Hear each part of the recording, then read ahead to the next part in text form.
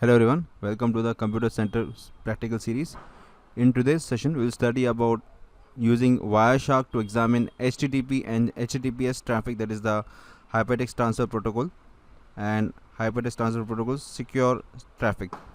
And also the other part would be exploring the processes, threads, handles and Windows Registry. So we'll be using the resources Kali Linux for the first part and the sys internals suite for Windows. So we'll be using Kali Linux as well as Windows. Although we can perform even the first practical using Windows because we need Wireshark, but we'll be using Kali Linux for that purpose.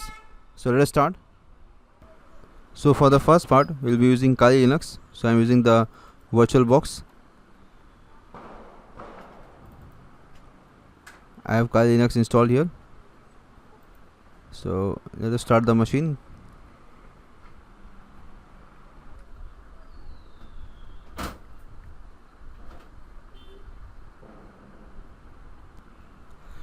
So here we have the username is Kali and password is also Kali. Now this is Kali Linux. So it has vast resources. As we click on this left icon, we can see there are so many resources here. For information gathering, we have so many resources. So we are interested in Wireshark. So we click on this option number 9, sniffing and spoofing tools. So this tool here we have Wireshark. I'll just turn it on, Wireshark. Now to do this particular practical, we need an active connection, internet connection. So I have turned on the internet. So we'll generate a traffic and then we'll capture the packets. So here we need to select the interface. In my case, I have this Ethernet 0. So I'll just click on this Ethernet 0. Okay, and then I can start active connection. So I'll just click on this browser, Firefox browser, and here I just visit any of the website. Let me start with my YouTube channel.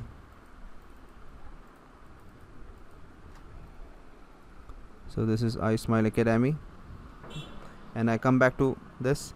Now here we need to apply a filter. So I'll just apply the filter of HTTP first. You see the HTTP traffic. I'll just click on this HTTP. So whatever packets it is capturing, they all are of they belong to this port 80. So we can just click on any of the packet. I'll just click on this. Okay, so or we can click on this. Okay, so here we have this various packets are there. I can click on this TCP. Okay, so this is the information about the packet. So this TCP packet, as we can see, the source port is 52536 and destination is 80. So whenever we have this 80 as the port number, it belongs to the HTTP process. So we can get various information from this after capturing the packet. So this shows the frame, okay, the data link layer, okay, detail. Then sorry, this one is also this is the data link layer detail, the destination MAC address, the source address. Then we have this is the detail about the network layer, the internet protocol. Okay. So IP version 4, the source IP address, the destination IP address. Okay, and then the various other fields of the IP packet. This is the detail which we can get, and this is the TCP packet where we can see the information. The sequence number is there.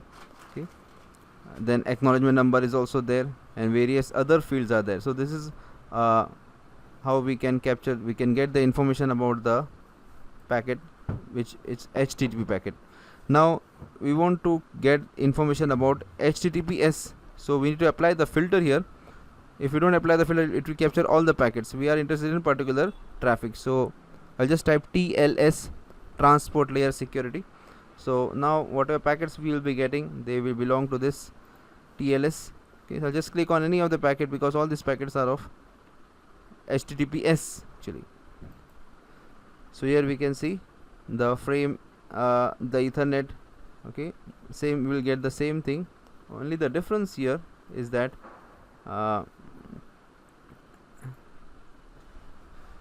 So this is the destination is 80. We are not interested in the 80. This is the thing we are getting. So this in case of TCP protocol, we have this source port is 38520, but destination port is 443. So 443 is actually HTTPS secure. HTTP is 80 and HTTPS is 443. This is what we are getting. So this is the information about the packet, the acknowledgement number, the various flags, if you are aware of the TCP segment format. Okay, then this is the IP packet, this is the which is used at the network layer, and so on. So this completes the first part. Now let us go to the second part. Now for the second part, we need to download sys internal suite. So we just open up the Google Chrome, any browser. So I'll just type here sys internal. So yes, we have this sys internal suite install. I'll just click here. So this is the website from where we can download this for free. So here we have this. Now there are 4 options. We can just click on this download sys internal suite. So when I click on this, it will download the zip file. I have already downloaded. So then after downloading, we need to extract it. So let us see how we can do that. So first we have to click on here and download this file. Now after downloading, we can have this sys internal suite.zip. So what we can do is we can just copy this file and create a new folder in any of our drive. In my D drive, I'll create a new folder, and we can name it anything. Okay, like I can name it as sys internal,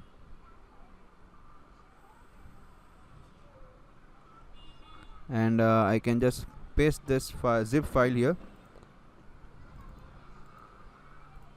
Now we need to extract this file. I'll just extract this file here. So extract here. So when we extract, we get a host of tools which are available.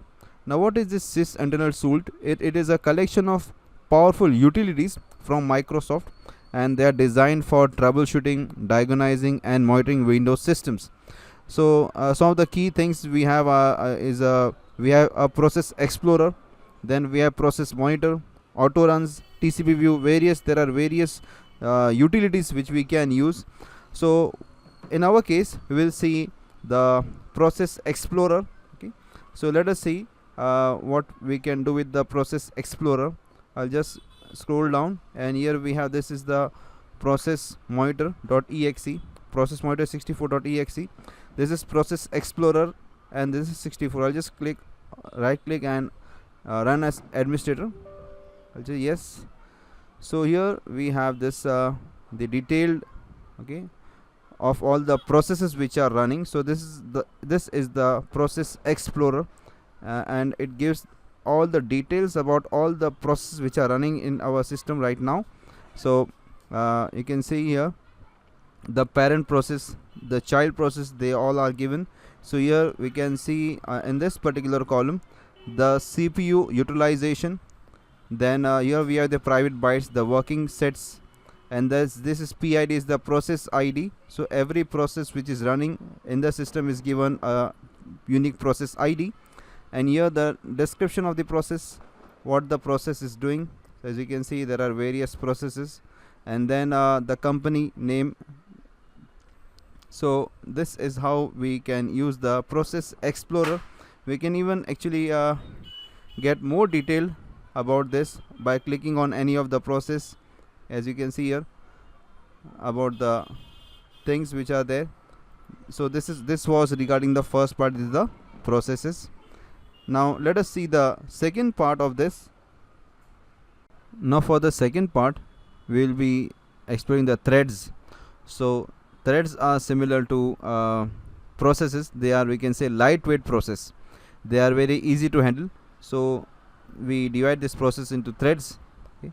So let us see the thread. So we click on here. You can see view. Okay, in view, lower pane view, we can click on threads. Okay. So here we can actually just drag this up.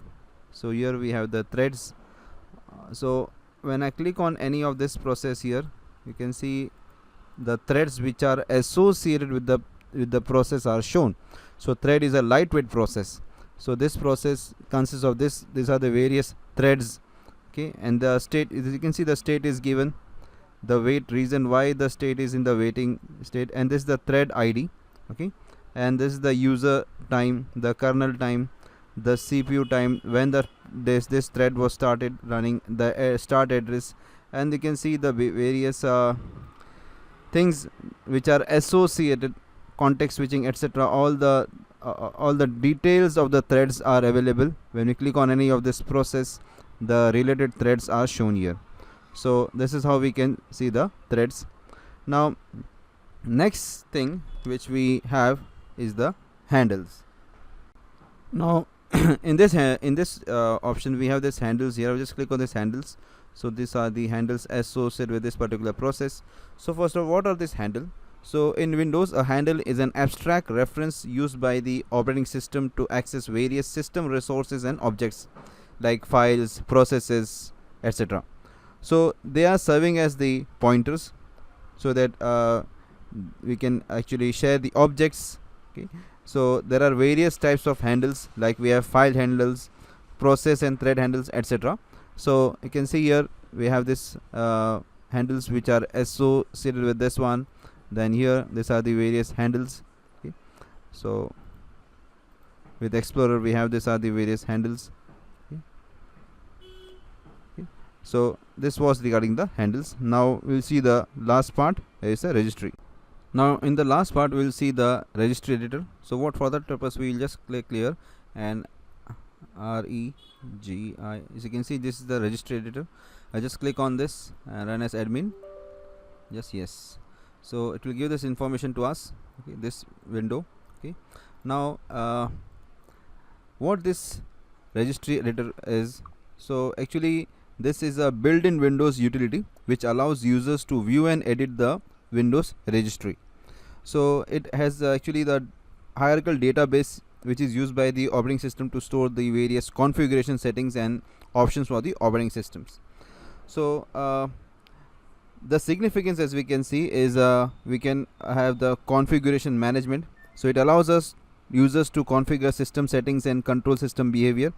Then users can also personalize their experience by changing various settings related to user interface, file association, etc. Now as you can see, there are on the left side we can see there are 5 options. H key class is root. Now the first one, H key class root, it stores information about registered applications and file types, it including the file associations and COM objects. Then the next is H key current user. So this particular option, it contains configuration settings and preferences for the currently logged in user.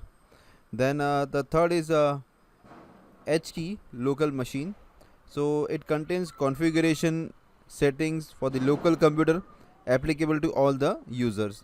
Then H key users, so it contains subkeys for each user profile on the computer, including the default users. So there can be many users, so it stores that information.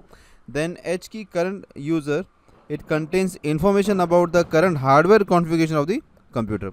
So if you click on any of the option, you can see there are so many sub options with this. So we'll see what we can do. We'll just change one parameter and then see what happens. So please take care, don't disturb any of the settings, and if you want to disturb any of the settings, then please read the manual carefully, otherwise the system may not behave properly. Let us change one thing. Now let us understand the usage. We'll do a setting in H key current user, okay. So after this we have this software. I click on this software, so this is a software, okay. Then in software we have option Microsoft, and in Microsoft we have the option Windows. So here we have the option Windows, okay. And in Windows we have the current version. So this is the current version, okay. So this is the current version, this is the current version, okay. Now in the current version, what we do is we go into the Explorer. So here we have the Explorer, and then after this we go into the advanced setting. Okay, now in this particular advanced setting, as we can see, we'll just click here on hide file extension. So when I double click on it, we get this. So here the value of the data is 0. So what does it mean? That 0 means it won't hide the extension of any of the file. So if we open the Explorer, it will show the file with the extensions. Okay, so let me show this. So here I have the file. You can see there are so many files are there in the Explorer. So I can see MSC2 NAP, this is PDF, PROG. So whatever the known files they are with the extension, you can see MP4, MP3, these extensions are there. So if I make this value as 1, okay, and put it OK, so now the files won't be shown with the extensions, they will be only shown by the names. Let us see this. Okay, so I need to refresh it. So I'll just refresh it. As you can see, previously it was NEP dot, this is a PDF, so extensions were there. This music dot, it was MP3. Now you can see the extensions are not there. Okay, I'll come back to this. Okay, and this I again make it as 0. Now it is 1. I'll make it as 0, so that all the extensions are shown. I just put it OK. So now I come back to this files. Okay, now the extensions are not there. I need to refresh actually. So I'll just refresh. As you can see, the extensions are now there. So this is how we can, of course you can see there are so many options that are there. So before making any change, we must see the Windows manual, so that we know what we are doing. Otherwise the system may not behave properly. So that's all for this session. Thanks for watching.